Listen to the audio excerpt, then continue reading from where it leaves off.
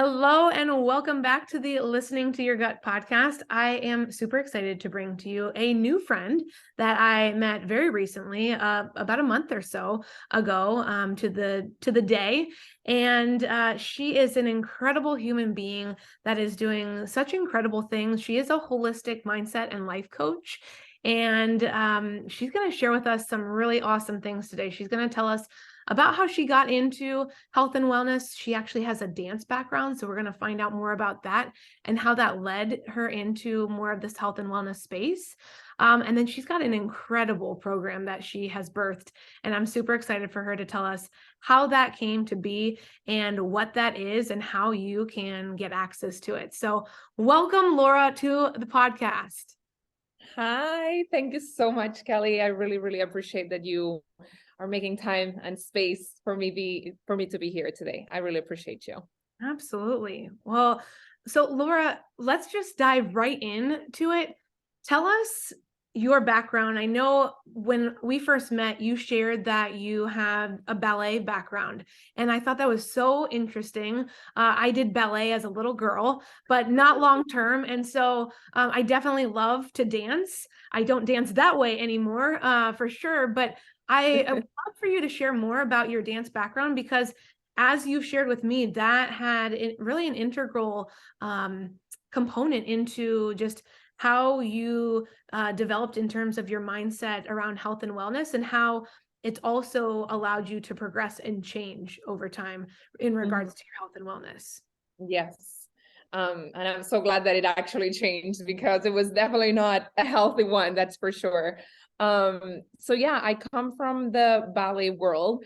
I've been dancing since I was little, and I did it for I would say 8 to 10 years, where I was during my high school period, where I was really training.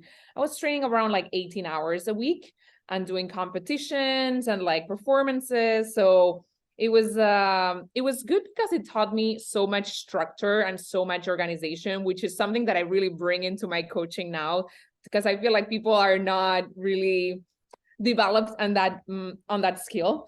But yes, it started in that aspect. Always health and wellness was, something that I lived and breathed, even from home, back. I'm originally from Spain, so I basically have always been surrounded by very healthy eating and very clean, and not necessarily restricting or anything like that, but in general, I really enjoyed eating clean and healthy. And that was a virtue, thank God, because when I was being a dancer, that was something that was really encouraged to, and then it transformed it more into something that it was more forced than just a choice. Not because I needed to lose weight, but because of the social pressure that we had around us.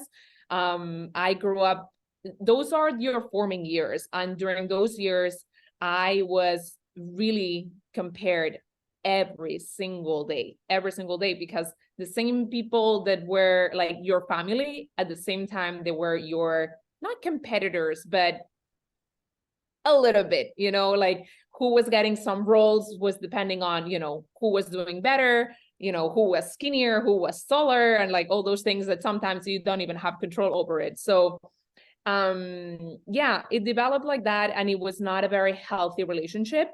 Luckily for me, my parents were always very keeping me very grounded in that aspect. So they were always making sure that I was getting the right amount of foods, even if it was just healthy, but also at the same time calorie dense. So because 18 hours a week, it's a lot of hours. So it was something that it was really that my parents were really making sure that I had.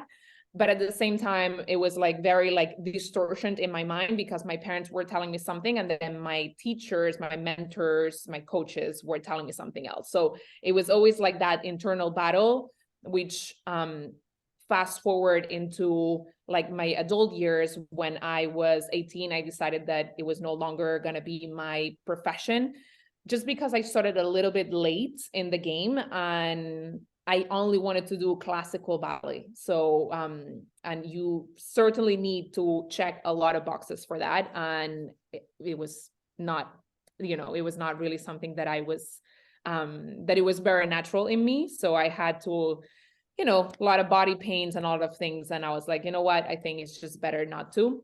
Yeah. And then that led me into a whole different path. Studied tourism and hospitality management, started working for events and catering and all these things. And then pandemic hit, and then it was a passion that I had always in my mind. I've always been passionate about health, but health from a perspective of the mind and the body. So like the mind for me was something that I was so curious about, because I felt like if I was able to be, I always call it like befriending my brain, I was gonna be able to control everything else. But when there's that disconnect of like the brain is telling you one thing and you feel a different thing, then that's when everything's like, it's just like everything's out of alignment, so to speak. So anyways, fast forward, I decided to pursue my career into health and wellness as I certified as a health coach. And then slowly I transitioned much more into mindset and life coaching, because again, I felt like the mind was such an important aspect to feeling good, feeling fulfilled, and feeling happy about our choices and how we're making choices. Because it doesn't matter that I'm telling you to eat like all the greens in the world, that if your mind is not right, if your soul doesn't desire it, then it's just not gonna really impact the same level. So that's a very like long answer to your question. No, but that's, like you said, you were hearing one thing from like your teachers, from the people you were surrounded by as you were, doing ballet. And then at home, living with your family, having like these two opposing thoughts, right? I can imagine how that really does make you kind of feel like a tug of war type situation of like, how do I really feel, right? Like about health and wellness. And I can imagine that was confusing. And,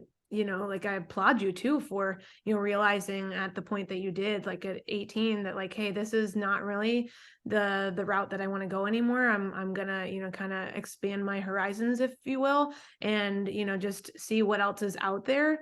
And I mean, as we're going to get into it, there's so much good has come from that for you, in terms of, what you are working on creating, how you are supporting individuals. So I just think, we always say this, but you're like a classic example of like, we are led down certain paths for a reason. We are led to do certain things and encounter certain situations for a reason, because it teaches us things, and it also, kind of leads us to where we're meant to be, so to speak. 100%. Couldn't agree anymore. Like, honestly, when I really track back into the things that I've went through and how I overcome them, I feel like it's such a powerful experience and such a powerful tool to be able to coach people through it in a way that feels like I'm empathizing with you because I have experienced it myself. Like when I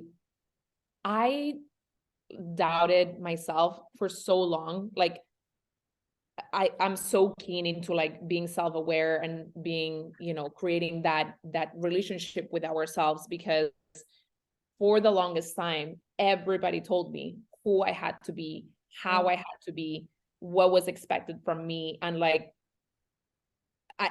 there was a point that I was like, I don't even know who I am. Like what, like, I was always going to people to give me answers. And I was left so powerless. Like, I just didn't feel like, I didn't think that I could even have a choice in my life.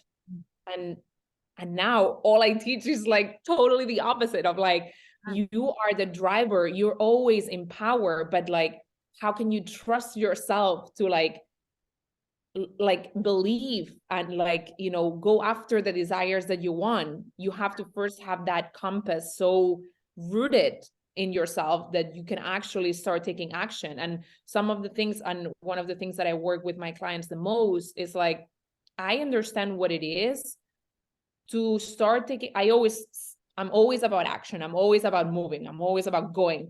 But also I work with the window of tolerance from everybody, because I understand what it is from what it is that to go from A to B, but it's just never a straight line. And when you are doing something that it's out of your comfort, you have to first start doing like the little baby steps that allow you to get more comfortable in the uncomfortable, so that that uncomfortable bubble starts growing and expanding, and you're able to feel more comfortable on taking bigger risk and things like that.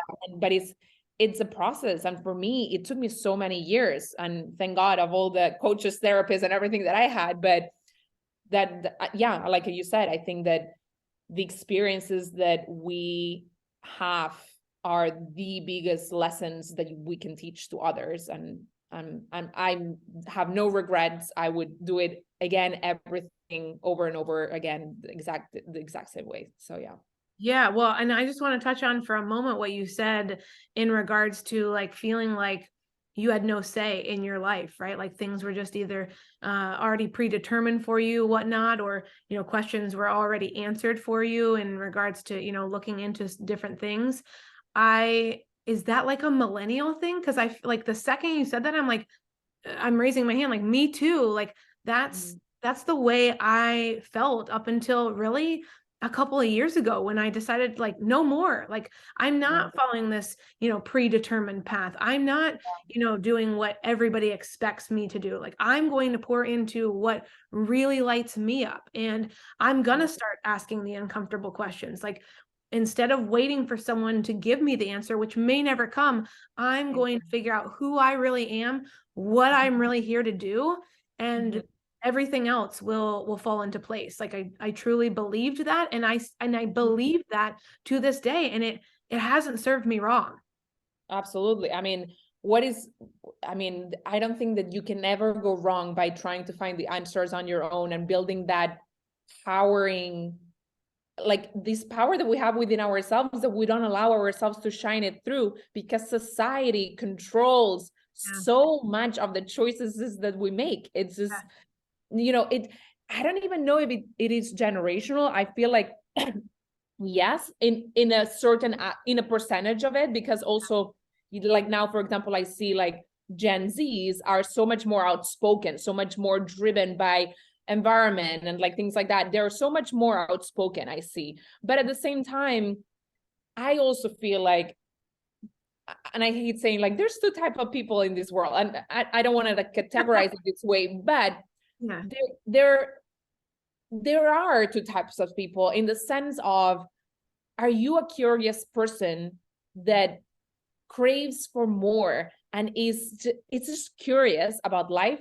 or are you a complacent, you say complacent? Yeah. Person that just accepts what receives and doesn't ask any questions, and there are people like that, and that's okay. They live in their bubble, in their reality. But thank God that there's a lot of us that are not like that, because otherwise we're so controlled. That's the thing. We have no power. We have no saying. That's how we feel. We feel powerless. And then when we are going the other route, we start taking action by bringing that power back into ourselves. Of like you said, like, yes, in your health journey, like if you're not giving me the answers, I'm gonna find them myself. Not because you have a white jacket on doesn't mean that you have the answers of everything. Like you are not inside of me. You don't know what I feel. Right. I totally relate to that. I totally resonate with that. So thank you for sharing that. I would love for you to, if you don't mind, to just go into a little bit more in depth in terms of like, how your philosophy around health and wellness has evolved, like where you currently are with your own health and wellness, in terms of like, what does that look for you? What does that look like for you? What are you doing on a daily basis?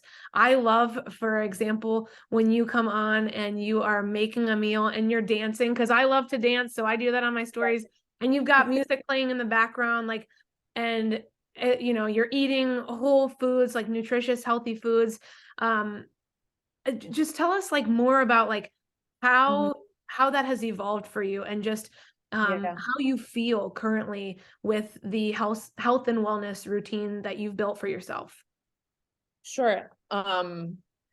It has changed so much because now, okay, so the number one thing that I would say is that and thank God that I've never been into diets. I've never chased or went down that rabbit hole. I think that I love eating way too much for me to constrain myself in that way. Yeah. So thank God.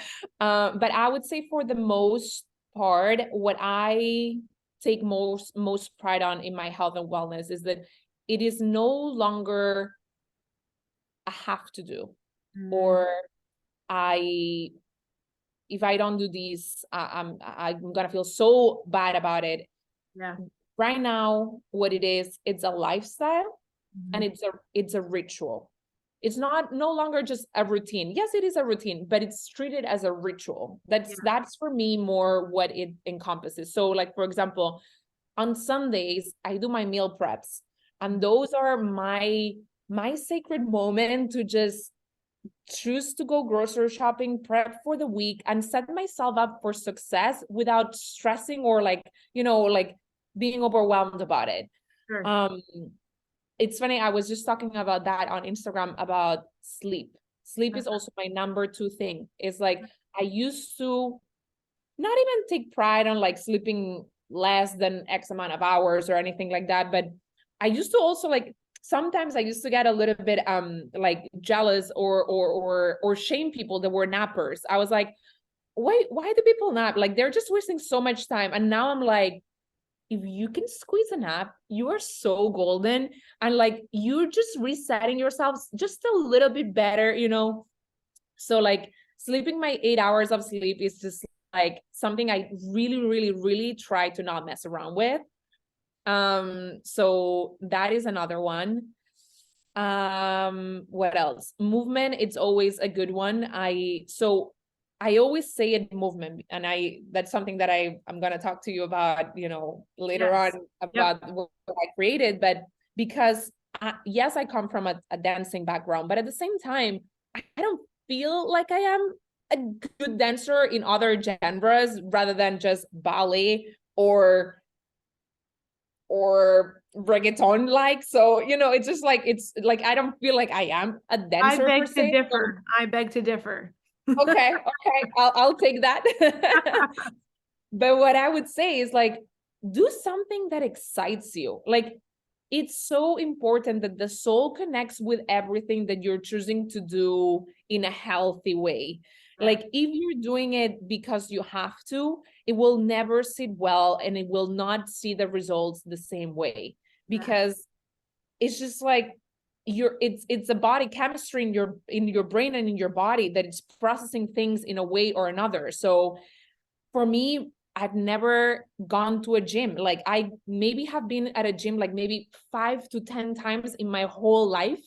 Yeah. And that's already like stretching it out, I would say, because I don't know, machines are not really my thing. If somebody trains me, I would go. But by myself, just like being like there, like opening and closing, I'm like, I don't feel this. Yep. So instead, I always chose to invest in like classes, people that were teaching me dancing or was teaching me like bar classes or Pilates classes or heat classes, whatever it is. And I love high intensity classes, hot classes. I love them, whatever it's in the heat. Yes, it'll make me sweat. Yeah. But things that really fill my soul, not for the purpose of how many calories I burn, but more so I feel so good going to this class. Like last weekend, I remember last weekend, no, 2 weekends ago already. I it was Friday night and I scheduled a class on Saturday, I think at 8 a.m. or 9 a.m. in the morning. And I was so then excited to go to bed early, get my 8 hours of sleep and go to that class. I was like, this is so freaky. But man, when you love yourself at that level, Yeah. I'm sorry, but Yeah. I don't envy anybody else. I'm like, I love my life. I love that. Now, I think you hit on a great point, which is, and that's why I love asking that type of question to a lot of the women that come on the podcast, is because what you said was I do what lights me up, right? Like I do what feels good to me, right? Which means that what you see someone else doing may not fit you, right? And that makes sense because we are all unique. Like we should Yeah. not all be getting on an elliptical or getting on the treadmill, or maybe some of us are not that apt into doing things like ballet or just dance in general, right? And that's Mhm. okay. Like you do what lights you up in terms of, nutrition, right? Some of us need to avoid certain things because our body can't tolerate it, right? That doesn't Yeah. mean everybody needs to avoid those things. And so I think, when we make these blanket statements sometimes, or we hear people making these blanket statements of like, well, don't eat this or don't do this or do this. It's like that's not for everybody, right? That might work for you, that might work for the person next to you, but we're all unique and different beings, and our bodies are uniquely made as well. So Yeah. like I said, what works for one isn't going to necessarily work for another. So Yeah. I appreciate you sharing that, because that is key. Do what lights you up, do what makes you feel good, what makes your body Yeah. feel good. And can I make a point here? Because you just Yes. sparked something that I was thinking about it for, I don't know, a few weeks, and I'm like, it's just so true. Yeah. What I notice is that as women, we love to check boxes. We Mm, love to have structure. And mhm. one of the things that I've been hearing a lot in women is that they do all the things. They are doing all the things, but they're still not working, but it's still not clicking, and they go to the extreme of Yep. like, now I'm not doing anything. And it's so, it breaks my heart when I hear it, because and so there's that aspect of it, of like, we want to check all the boxes. And then Mhm. there's the other aspect of, we're not giving ourselves the power to choose. What is it that you want? What is it that lights you up? Like when you combine both of like, what are the things that are working for me? What Yeah. are the things that light me up? And Yep. why am I doing the things first? Like connect to your why, not because everybody's doing it means that you have to do it too, you know? Right. Right. So all those, like, I've been saying that a lot, and I'm like, it's not about doing it all. It's about choosing the things that work for you and that connect you to your why. And for that, you have to set yourself a goal. Like people are so scared of like setting goals for themselves, because they're like, oh, I'm not gonna accomplish it, or I'm not gonna, like, it's not because of that, but it's more like, connect to the reason why you want to lose 10 pounds. Yeah. Do you want to impress anybody, or you want to feel effing good, Right. Right. like I remember at the beginning when I was first like, I always like make my clients work and set goals in 4 aspects of their lives: their career, their relationships, their health, and their persona, their behaviors. Mhm. And when I was doing that for myself, on the health aspect, I was like, it was always like, lose weight, lose weight, lose weight. And then I was like, okay, can we reframe this? Like, what is this? Like, what is the why behind lose weight? And then it really came down to actually just feel toned, feel stronger, feel more defined, and not necessarily weight. Like weight is just a number, and it's a toxic number, because you can be whatever amount of pounds and be totally unhealthy, or you can be the same amount of pounds and be totally healthy. So the scale is not really a good reference point for that. Yeah, absolutely. Well, and I know we're going to dive in here in a little bit to how women can work with you and what that looks like to work with you, but I'm super excited. I've been holding back, and now I'm just going to unleash, because I'm really excited for you to share this program that you've created, this Beam program, what it is, how you birthed it, like how it came to life, and Mhm. why it's so transformative, but also so needed. And before you dive into that, let me just give like a little cliff notes. I've done this twice, once in person and once online. And let me tell you, both ways have been absolutely incredible. And I've never seen or done anything like it. And you must try this. Like I kid you not, you will be changed from this experience. I love it. And again, it's something that I think we all need more of. And you're bringing it to us so that we can have more of this. Yeah. Yeah, thank you. Thank you. Thank you for your kind words. It really means a lot. Thank you. Absolutely. Um, where is BEAM? Like what is it and all that? So BEAM it stands for Breathwork Energy and Movement. And so BEAM was originated last year as the idea came through a breathwork journey that I went into. Basically, like one of those classes where you're just breathing for an entire hour, and it just brings you to a whole different dimension that you're like, am I even like in this world? So I swear to God, no drugs, no nothing. I'm like the most angel person you will ever see. I've never done drugs, and I don't think I will ever be able to make them. So there's very few of us out there. Yeah, right. It's like very, very few. Like I discovered drugs in the US, and I was like, oh, people are popping these like gummies. Like, what is this? Like, I was such a sane, and I'm like, oh wow. So, anyways, I swear to God, I was not on anything, but this is the power of breath work. This is the power of breath work. It's just like it connects you to another dimension. So, like basically, so let me just reframe this for a second. So, breath work. So your breath, basically, it's one of your biggest superpowers. There's so many superpowers that you have inside of yourself, but the brain, it's one of them. And then the breath is another one. And breath can be utilized in two different ways. So basically, we have a central nervous system, and we can bring it into parasympathetic nervous system, which is basically our rest and digest. And that's when we're calming our state of being through our breath. Or there is the sympathetic nervous system, which is the fight or flight response.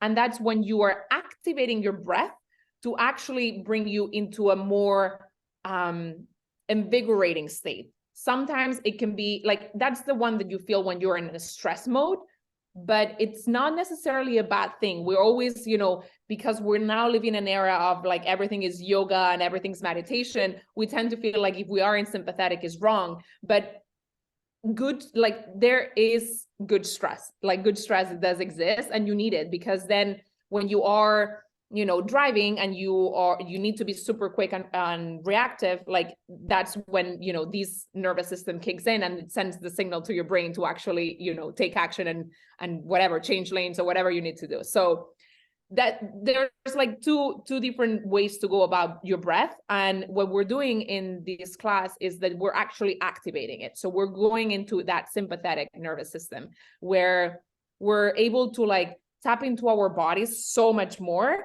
And we're also like moving this energy inside of ourselves. So that's basically the part of breath work inside of this class. And then the other things are more related to like movement and energy moving. So basically, I love the breath work. I love what breath work has given me, but I wanted to utilize it in a way that was also healing in another aspect. So basically, sorry, I'm not expressing myself very properly right now. You're good. But basically, so breath work is a part of it, and then movement it's another. And we need to move all this energy inside of ourselves. And sometimes what we need to do is to actually tap into our inner child. So when I first discovered inner child work, I was like, what is this? Did you smoke weed? I don't even know what you're talking about. Like, I swear, like, I don't know, was your same reaction when you first discovered inner child? Because I was like, what is this? Yeah, I was like, did this even, I didn't even know it existed. Yeah, I was like, what? Same. I was like, did she just make this up, or is this a real thing? And then, at first I was like so hesitant about it. I was like, my inner child, like, what is this? What does she need? Like, oh, get it out of here, And then the more I developed that relationship with my inner child, I realized that I was getting happier and happier and more fulfilled and more aligned, and discovered more about myself. And so that was to me a very powerful relationship that I felt like everybody needed to develop. But inner child can be worked with therapists in a very painful way, because yes, healing is painful. Like there's nothing, like I'm not questioning this work. Like that is absolutely something that you will have to go through it if you want to heal, your past traumas, because everybody has them.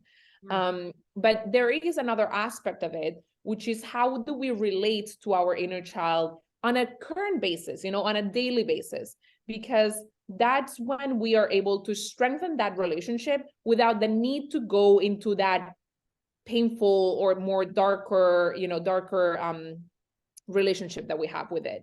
And the reality is that when I was doing inner child work, is that everything boiled down to wanting to feel loved, heard, understood, seen, and encouraged.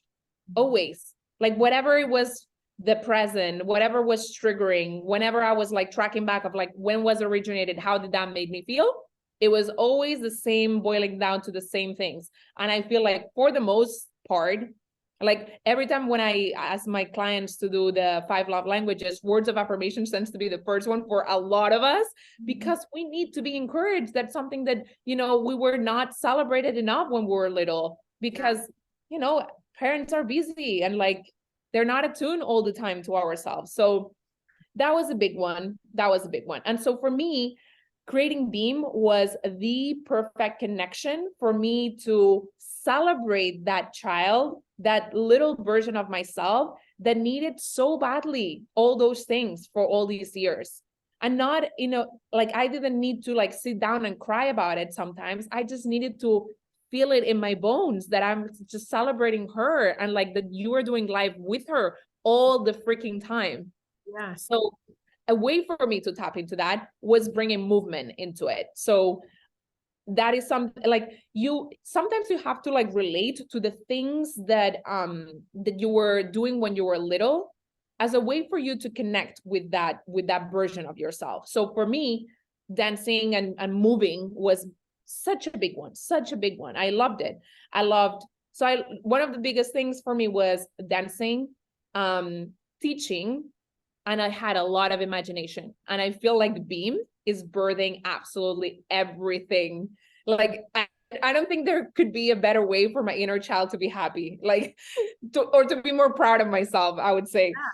So basically, this is exactly how Beam came about, through a breathwork journey, through all these relationships of like things that I needed and how could I incorporate them into the now, that they could be so much more therapeutic and so much more uplifting. So sometimes when people ask me like, is Beam like, is this a workout class, or like, what is this therapy? Like, what is it? And I'm like, it's so hard to say, but I would say that it's a somatic experience that, yes, you start through breathing and through a lot of like, I mean, you are in a meditative state, but like, again, bringing you into that more like higher energy type of thing. And then you are connecting with that inner child, making that version of yourself feel seen, heard, understood, and like nurturing it.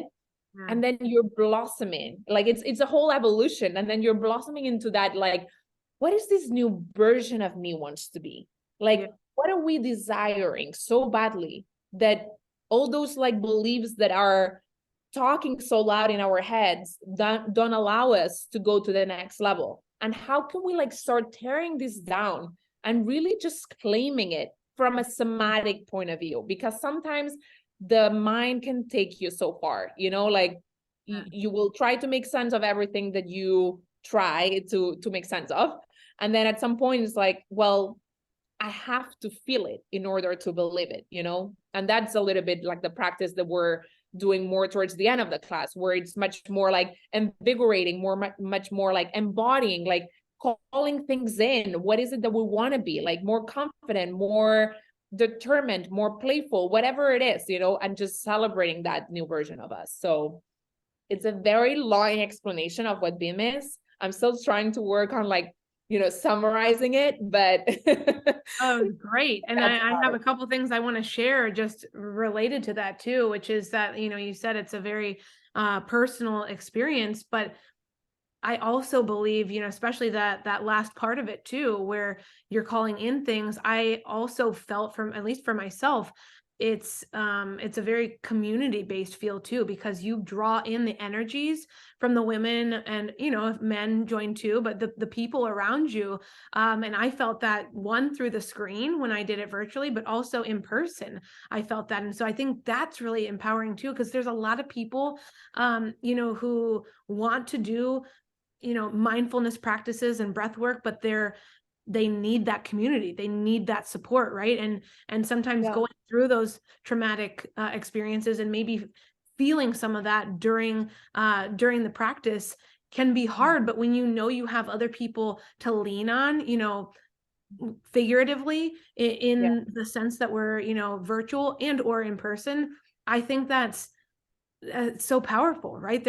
I don't know, like I said, of another experience that is like that, where you're getting, truly the best of all worlds. You're allowing yourself to learn and grow and to blossom, like you said, but also part of that process is you're drawing on the beliefs from other people too, not just yourself, but the people around you are feeding Yeah. into that too. And it's just a powerful experience. Thank you so much. Yeah. Yeah. No, I truly believe that. I mean, there's so much power into doing life with people.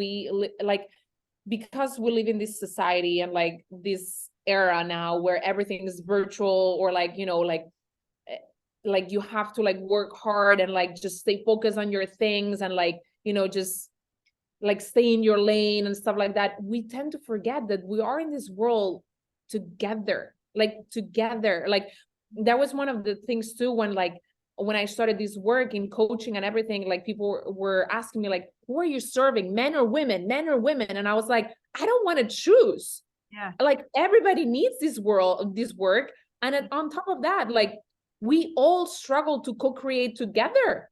So Yeah. like, what a better way for me not to choose, and to give this platform to everybody, because we all need it, even if we are more outspoken or not, and like women, we will always be more outspoken, more, we won't have that shame of like saying, hey, I need help, can you, like, yeah, like, because of societal constructions. But sometimes it's just, yeah, like this power of like, hey, you're not alone, and like, you can lean on people, and that's okay. That doesn't make you weak, or that doesn't make you a bad person, or whatever it is that you're like, the narrative that you're giving to yourself. And Yeah. also it feels so uplifting to be able to see other, like, I love when people like call in different things, and that maybe in my head, like, I have mine so ingrained in my brain that when I hear other people, women saying like, and this and that, I'm like, yes, that's your reality, that's your truth, you need more of that. I Right. grew up in a household where playfulness was not really present. So for me, play is a freaking big one, because I've always been so freaking structured that I'm like, if I can break all the rules possible, I will try my best to do so, I love that. I love Yeah, it.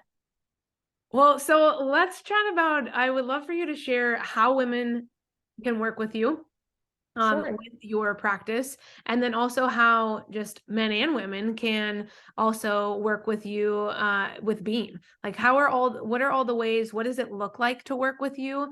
Yeah. And yeah, just share a little bit about that, please. Sure. So a little bit like summarizing it. So I offer like one-on-one support for either for 3 months or 6 months. That's like my main bigger offer container that I have. But then I also have a group coaching program where people like stay in community, which is the beauty of it. At first I was so obsessed with just like one-on-one, you can dive so much deeper. And then I found and I learned so much by teaching in this group container that I was like, life is meant to be in community. We are mammals. We always search for tribes. Like, that's our instinct. And that is something that we cannot take away from us. So doing this type of work of self-awareness, of self-development, and understanding ourselves and how to better acts in different certain scenarios so we can actually design a life that we're really obsessed with. That's something that's the ultimate thing that I want everybody to feel. So that's the work that we do in the group coaching. And then Beam, it's something that has happened virtually. So I'm going to be doing in person if you are in Miami. And if not, we're doing virtual classes as well on a monthly basis. So all this information can be found in my Instagram, which is Laura Enrique Health, or my website, which is exactly the same, or my TikTok, which is exactly the same. My first name, my last name, and health. Yes. And I'll have all of that information in the show notes as well. And Yes. oh my goodness, Laura, you're just an absolute blessing. I so appreciate you coming on and sharing with my audience, my listeners, because what you're doing out in the world is so needed. This Beam class is absolutely incredible. You need to get in contact with Laura because you need to experience this. I'm telling you, you won't regret it. It's truly transformative. Thank you so much. You're I welcome. cannot wait to teach more of it, because as I was telling you a little bit earlier, I was like, I want to teach Beam again. Like, it's something that I do it for others, but I do it for myself too. Like doing this type of work in community is so much fun. And like, I'm giving the pep talk to myself too, so Yeah. I'm like, let me motivate myself too during the process. So I cannot wait to teach it again. It's gonna be sometime in April for sure. And then the group coaching is also launching again end of April. So if anybody wants to join and do this type of work, just feel free to reach out to me. Yes, absolutely. That will all be very, very clearly stated in the show notes so that you can reach out and connect with Laura for those things. Absolutely. Well, Laura, thank you again for coming on. It was truly a pleasure to have you on here and to have this conversation and to share the incredible work that you're doing in this world. So thank you. Thank you so much, Kelly. I really appreciate it. And one of the things that I have to say is like, are you into human design? I am. Yeah. Oh, amazing. Because that is one of the things that I notice the most, that serves me the most and serves other the most. So I'm a projector. Me And too. so, amazing. So one of the things that I learned from projectors is that they need to be invited for them to share their gifts. Mm-hmm. And podcast has been such an incredible way for me to talk about my work. Sometimes social media stresses me out when I have to like condense everything in 60 minutes. In 60 seconds, I'm like, oh my God, what am I going to say in 60 seconds? Yep. And then being able to be invited in platforms like yours, I'm so honored that there's people like doing the work that you do, because it allows so many of us that, have so many things to say, but like don't know in what avenues or what platforms to share it at. So I really appreciate that you're doing this work and that you're allowing me the opportunity to be here. It's so amazing that I met you. I'm so grateful for it. And I cannot wait to continue being in your world for sure. Oh, our friendship is going to continue to grow and blossom. And, I will shout it from the rooftops forever and ever. Like what you're doing, I love it. And I'm just so blessed that our worlds collided when they did. And, the rest is now history. I mean, we're together forever. So I love Thank it. you. Yeah. Yay. So excited. Thank you so much. Yeah. Thank you.